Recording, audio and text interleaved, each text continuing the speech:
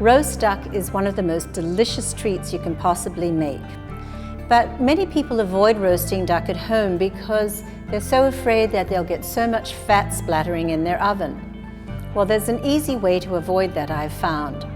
Rather than following the typical recipe instructions, which are preheat the oven to 425 degrees and roast the duck for 15 to 20 minutes at a high temperature, we actually cook the duck low and slow. Now, the reason we do that is that the meat is the important part to get through, and you want it to be tender and begin to fall off the bone. At the end of that cooking time, what we're going to do is take the tray out of the oven, get the duck off into another pan, and we're going to pour off all that hot duck fat, which we're going to mix with our potatoes. Potatoes cooked in duck fat are just divine, crispy and absolutely delicious. And if you're worried about that, don't be, because duck fat is one of the healthy fats. When we put the potatoes back in the oven with the duck, we're now going to increase the recipe temperature to 400 degrees. At this time, the duck will only need about another 15-20 minutes max to really get that crispness and browning that we're looking for, while the potatoes will take about 30 to 35 minutes. But since the duck has to rest before we carve it, the timing actually comes together really well. Now, we talk often about how important it is to roast our meats on a rack in a shallow pan in convection. Well, I have my duck on a rack, but I actually have a deeper pan this time. And the reason I chose a deeper pan is because of the amount of fat that is rendered.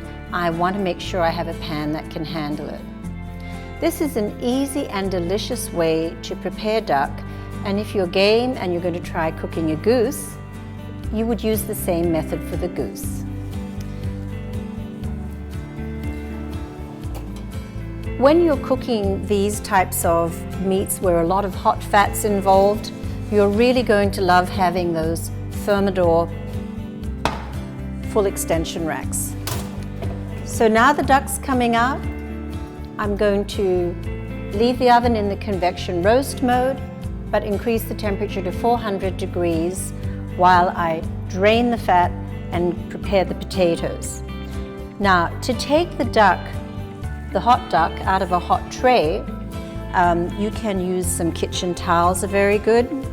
I also like these oven gloves that have silicone on one side. They're washable. So what we're going to do is pick up the duck, place it on a baking sheet,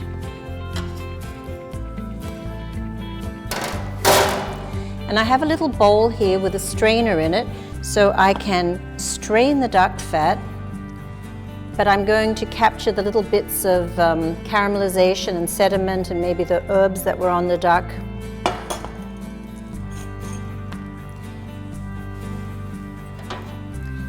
Now we're going to put the duck back in the pan, and because we've removed most of the fat from the pan, we won't have a big explosion of fat.